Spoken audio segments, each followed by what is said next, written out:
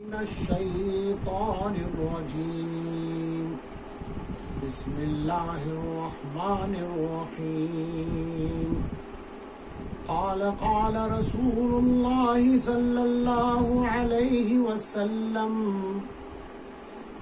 قال الله تعالى عز وجل الصوم لي أنا أجزى به أو كما قال عليه الصلاة والتسليم سبحان ربك رب العزة عما يصفون وسلام على المرسلين والحمد لله رب العالمين اللهم صل على سيدنا محمد وعلى آل محمد وبارك وسلم اللهم صل على سيدنا محمد وعلى آل محمد وبارك وسلم اللهم صل على سيدنا محمد وعلى آل محمد وبارك وسلم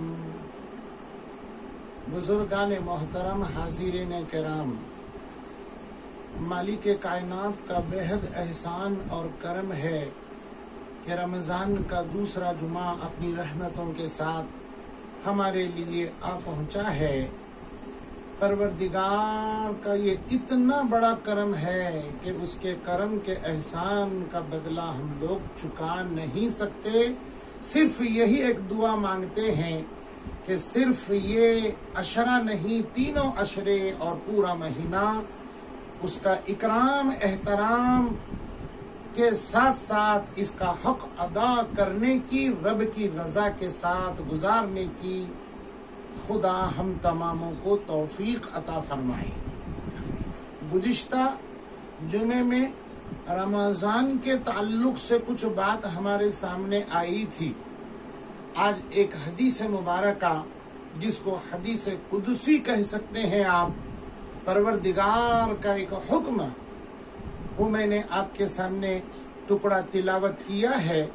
مختصر وقت میں اس کی فضیلت بیان کروں گا، اور میرا یہ سمجھانا ایک ضروری بن گیا ہے کہ قوانین کے اعتبار سے، اصول کے اعتبار سے ہر عمل کے قانون اور اصول آپ جان لیجئے۔ واضح و بیان سن کر کے ہمارے کان پک گئے ہیں، اور بولنے والے مقررین کے تو زبان گھس گئی ہے۔ بس اب عمل کے میدان میں چلنا ہے، تو عمل کی تکمیل اور مقبولیت کا راز جن قوانین، اصول اور مسائل میں ہے، ہم اس کے طرف زیادہ زور دیں گے انشاءاللہ۔ پروردگار عالم کتنے خوب انداز میں اپنے بندوں کو فرما رہے ہیں، الصوم لی انا اجزا بہ۔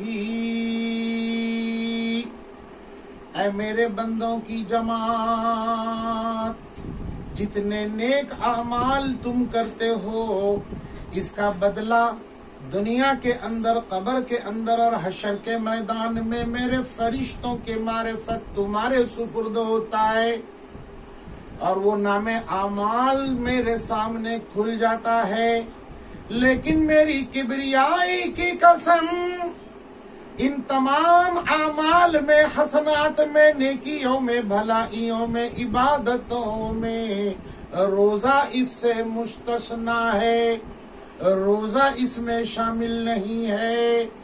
اس کا وقار تو سن لیجئے، اس کا سٹیج تو سن لیجئے، اس کی اہمیت تو جان لیجئے۔ رب نے فرمایا الصوم لی، روزہ میرے لیے ہے، انا اجزا بہ، اس کا بدلہ میں خود تم کو عطا کر دوں گا۔ فرشتوں کی مجھے ضرورت نہیں اس کا ثواب دینے کے لیے، دنیا کائنات میں کسی طاقت کی ضرورت نہیں۔ آگے چل کر کے پروردگار یہ فرماتے ہیں الصوم لی انا اجزیہ، ارے بدلہ کیا ہوتا ہے؟ یہ عبادت میرے نزدیک اتنی محبوب ہے کہ اس کا بدلہ میں خود ہوں اور میں خود تم کو ملوں گا۔ مفسر قرآن، محبوب العلماء، استاذ العلماء حضرت مولانا شاہ عبد العزیز محدث دہلوی نے کتنی پیاری اس کی تفسیر اور تشریح کی ہے۔ میں مختصر انداز میں آپ کو بتاتا چلوں، ذرا دل کے کانوں سے سنیے۔ یہ جو روزہ ہم رکھ رہے ہیں خدا کے نزدیک کتنی بڑی اہمیت کا حامل ہے۔ میدان محشر قائم ہوگا، نفسا نفسی کا عالم ہوگا، ہر ایک کو اپنی پڑی ہوگی میرا کیا ہوگا۔ ہر ایک مادر ذات ننگے ہوں گے، بدن پر کپڑے نہیں ہوں گے، لیکن ان کو فکر یہی ہوگی آج میرے نجات کا کیا ہوگا۔ ایسے حالت کے اندر نیکیاں ایک طرف ہیں، بدیاں ایک طرف ہیں۔ ہماری نیکیاں تو ایسی ہیں کہ نیکیاں بھی ہم سے توبہ کرتی ہیں اور ہم سے التجا کرتی ہیں۔ ایک تو ہم کو اپناؤ نہیں، اگر اپنانا چاہتے ہو تو ہمارے حق کے ساتھ اپناؤ، ورنہ یہی نیکیاں تمہارے وبال بن جائیں گی۔ بدیوں کا ڈھیر لگا ہوا ہے، چلو بڑی راتیں دے کر اللہ نے ان بدیوں کا معاملہ صاف کر دیا۔ شاہ صاحب فرماتے ہیں ایسے میں یہ آدمی میدان محشر کے اندر جو زمین تانبے کی ہوگی سورج سوانے پر ہوگا، پسینے میں سرابور، کوئی گھٹنوں تک، کوئی پیٹ تک ڈوبا ہوا ہے، فیوز اس کا اڑ چکا ہے۔ حقدار آئیں گے، حقوق العباد میں رشتہ دار دوست آئیں گے، کہیں گے اس نے مجھے گالی دی، اس نے مجھ پر بہتان لگایا، اس نے میرا مال چھینا، اس نے میرے بچپنے کا خیال کر کے میری پراپرٹی ہڑپ کر دی، اپنے میجورٹی اور طاقت کی بنیاد پر چانٹے لگائے، ظلم کیا۔ پروردگار فرشتوں کو کہیں گے ان کا بدلہ نیکیوں سے دے دو۔ آج درہم کہاں ہے دینے کے لیے؟ ارے بدن پر کپڑے نہیں ہیں۔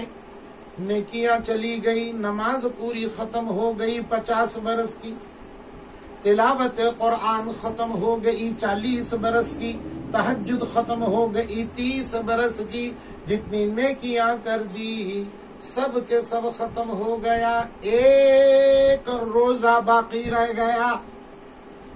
حقدار کہیں گے اے رب ذوالجلال، ہمارا حق ابھی باقی ہے اور اس کے پاس روزہ بچا ہوا ہے، اس لیے یہ روزے کا ثواب ہم کو دے دیجئے، سیٹلمنٹ ہو جائے۔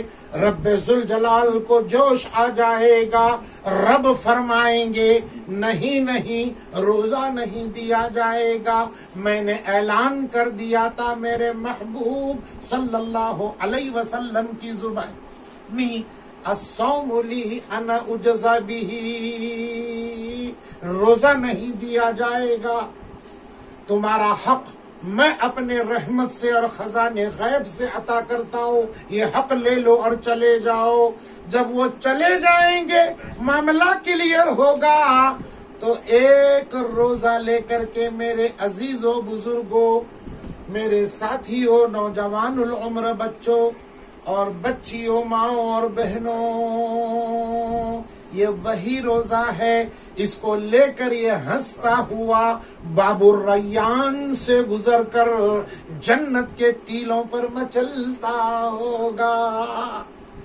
پروردگار عالم اس روزے کی قدردانی، حقوق کی ادائیگی اور عظمت کے ساتھ اس کو سنبھالنے کی، ادا کرنے کی خدا ہم تماموں کو توفیق عطا فرمائے۔ روزے کے بربادی کے 2 سبب ہیں، ایک تو اس کی توہین کر کے روزہ رکھ کر کے گناہ کر دیا جائے، اور ایک پروردگار کے جو حقوق اس کے اوپر عائد ہیں وہ توڑے جائیں۔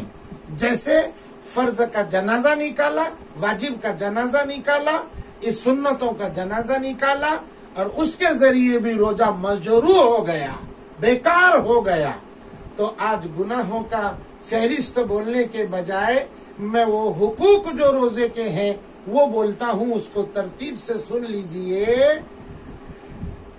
جس طرح نوجوان ایک حسین بچی کے بدن کے جس حصے پر زیور پہنایا جاتا ہے، زیور کی وجہ سے اس کے بدن کا وہ حصہ چمکدار ہوتا ہے، اسی طرح زمین کے اوپر بندے سنت رسول اللہ صلی اللہ علیہ وسلم کے زیور سے اپنے عمل کو آراستہ کرتے ہیں، عمل کے بدن پر زیور پہناتے ہیں سنت کا، تو خدا کو اس کی وہ عبادت اور عبادت والا بدن خوبصورت نظر آتا ہے۔ اللہ سنت کی قدردانی نصیب فرمائے اور اس کے ساتھ روزہ رکھنے کی توفیق دے۔ پہلا نمبر، روزے میں 3 سنتیں ہیں۔ پہلی سنت، سحری میں دیری کرنا، اتنا نہیں کہ وقت ختم ہو جائے، اخیر وقت میں سحری کرنا۔ افطاری میں جلدی کرنا، اتنا نہیں کہ ابھی غروب ہی نہیں ہوا یا غروب ہو کر کے بہت دیر ہو رہی ہے، ایسا بھی نہیں، افطاری میں جلدی کرنا۔ اور تیسری چیز، کثرت سے عبادت کرنا، تلاوت قرآن سے روزے کو مزین کرنا، ذکر و اذکار سے اپنے روزے کو بھرپور سراہنا، یہ 3 مسنونات ہیں۔ اب یہ مسنونات بولنے کے بعد میں آپ کو یہ بولتا ہوں چند چیزیں کہ روزہ کن چیزوں سے فاسد ہوتا ہے، ٹوٹتا ہے، لیکن میں ایسی چیزوں کا بیان کروں گا جس سے صرف قضا واجب ہوتی ہے، کفارہ نہیں۔ پہلا نمبر، جان بوجھ کر کے روزہ، یاد ہے کھانا پیٹ بھر کے کھانا یا بار بار کھانا یا ایک ہی لقمہ کھانا یا پانی پورا گلاس یا لوٹا پینا یا ایک چمچ پینا، کھانا اور پینا یا دوا کا استعمال کرنا، اس سے روزہ ٹوٹ جاتا ہے۔ اگر جوڑا جو نکاح کے بندھن میں رنگ چکا ہے، روزے کی حالت میں جان بوجھ کر کے دونوں ملاقات کرنا، روزے کے اندر جان بوجھ کر کے، اس سے روزہ ٹوٹ جاتا ہے، دونوں کا روزہ ٹوٹ جاتا ہے۔ البتہ اگر دلہن نہ چاہے، جبر کرے، تو پھر اس پر یہ جرمانہ ہے، اس پر کہ قضا ہے اور خاوند پر کفارہ بھی ہے۔ بہرحال کفارے کی ایک بات آ گئی، میں صرف ٹوٹنے والی چیزیں بول رہا ہوں۔ روزے کی حالت میں ناس کا لینا، روزہ ٹوٹ جاتا ہے۔ روزے کی حالت میں ناک کے ذریعے سے دوا اندر پہنچانا، ناک کے ذریعے سے ناک میں دوا لینا، تیل کا ٹپکانا ناک کے ذریعے سے اندر پہنچ جائے، اس سے روزہ فاسد ہو جاتا ہے۔ منہ کے ذریعے سے غذا یا دوا اندر چلا جانا، غذا یا دوا اندر چلا جانا، اس سے روزہ ٹوٹ جاتا ہے۔ بیڑی سگریٹ کا پینا، حقہ پینا، اس سے روزہ ٹوٹ جاتا ہے۔ یہ مختصر سی باتیں بول رہا ہوں، تفصیل میں ایسا وقت جمعہ کا نہیں ہے۔ کچھ چیزیں ایسی ہیں جس سے روزہ نہ ٹوٹتا ہے نہ مکروہ ہوتا ہے، وہ بھی کچھ سن لیجئے۔ کیا ہے وہ روزے کے اندر؟ روزے کے اندر میں آپ کو بتاتا چلوں کہ تیل کی مالش بدن میں کی یا سر میں ایسی کی کہ جذب ہو کر کے دماغ کو پہنچ گیا، نہ مکروہ ہو گیا نہ ٹوٹ جاتا ہے۔ گلاب کا پھول یا کوئی بھی خوشبو کا پھول آپ نے سونگا، باس اندر چلی گئی، ٹوٹتا بھی نہیں، مکروہ بھی نہیں ہوتا۔ کوئی بھی عطر سونگنے کے بعد روزہ ٹوٹتا بھی نہیں اور مکروہ بھی نہیں ہوتا۔ جان بوجھ کر کے اگر یعنی مرد خاوند سخت بد مزاج ہے، اس نے زبردستی عورت پر کی کہ کھانا بیکار ہوا تو تیری خیر نہیں، اس جبر سے بچنے کے لیے، ٹیسٹ کے لیے اس نے زبان پر رکھا اور تھوک دیا، روزہ مکروہ نہیں ہوتا، ٹوٹتا بھی نہیں اور مکروہ بھی نہیں ہوتا۔ مسواک کرنے سے روزہ مکروہ نہیں ہوتا، ادھ بتی سلگائی گئی ہے اس کی خوشبو سونگنے سے یا آنے سے روزہ مکروہ نہیں ہوتا، البتہ فساد ادھ بتی کا دھواں اندر چلا جائے تب ہوتا ہے۔ بہرحال مجھے آج کی مجلس میں اختتام اس پر کرنا ہے، وقت ہوتا چلا ہے۔ میڈیسن کے تعلق سے بہت سے ایسے مریض ہیں جو چھوٹے چھوٹے مرض کے لیے روزہ چھوڑ دیتے ہیں، حالانکہ روزے کے اندر کچھ چیزوں کی اجازت ہے، کچھ چیزوں کی اجازت نہیں۔ مختصر اس کو سن لیجئے، سر درد بہت ہے، کھانسی ہے، نزلہ ہے، زکام ہے، سردی ہے، تو آپ نے وکس ویپو رب یا امرتانجن کی شیشی اپنے مستک کو لگائی، ناک کو لگائی، اس سے آپ کا روزہ ٹوٹتا بھی نہیں اور مکروہ بھی نہیں ہوتا، اس لیے کہ دوا باہر ہے، اس کا اثر اندر جا رہا ہے۔ یہ بات یاد رکھیے آپ۔ کسی نے ہارٹ کا مریض ہے، گولی اپنے اندر منہ کے زبان کے نیچے رکھی، وہیں پگھل گئی، ڈاکٹروں کی تحقیق سے یہ بات پتہ چلی ہے کہ وہ گولی حلق کے نیچے نہیں جاتی، اس سے روزہ نہیں ٹوٹتا۔ البتہ کبھی رال جمع ہو کر کے اس گولی کے کچھ ذرات اگر رال کے ذریعے سے حلق کے نیچے اتر گئے تب روزہ فاسد ہوگا، مریض کو پتہ چلتا ہے۔ یہ بات یاد رکھیے۔ صرف آکسیجن لیا جاتا، آکسیجن ہوا کے لیے، تو آکسیجن لے لیا، اس میں کچھ دوا نہیں، کچھ نہیں، صرف پانی کی بھپکارا ہے، اس سے روزہ نہیں ٹوٹتا۔ ہاں، انہیلر ایک ایسی دوا ہے باقاعدہ جو دمہ کے مریضوں کو دوا ڈال کر کے دی جاتی ہے، وہ اگر کھینچ لے، سونگ لے اور دوا اندر چلی جائے تو روزہ فاسد ہوتا ہے۔ ہومیوپیتھک کی ایک دوا ہے جو مرض کی، وہ خوشبودار ہے، وہ سونگی جاتی ہے، وہ سونگنے سے روزہ نہیں ٹوٹتا۔ روزے کی حالت میں آپ انجیکشن لے لو یا گلوکوز پاؤڈر کی سلائن چڑھاؤ، وہ قوت کے لیے چڑھاؤ، یا نس کے اندر آپ بلڈ چڑھاؤ یا ضرورت کے لیے بلڈ نکالو ٹیسٹ کے لیے، ان چیزوں سے روزہ نہیں ٹوٹتا۔ ایک چیز ہوتی ہے جن کے کڈنیوں کا ایفیکٹ ہے اور تکلیف ہے، ڈائلیسس کی جاتی ہے، ان سے بھی روزہ نہیں ٹوٹتا۔ بس وقت پورا ہونے کو آ رہا ہے، جانیے، جان لیجئے، جان کر کے عمل کیجئے، کہیں ایسا نہ ہو کہ ایسی چیزیں مرض کے اعتبار سے ہم کبھی روزہ ہی رکھتے نہیں یا چلتا نہیں کر کے، یا تو ایسی چیزیں دوا ہم استعمال کر رہے ہیں، روزہ توڑ رہے ہیں۔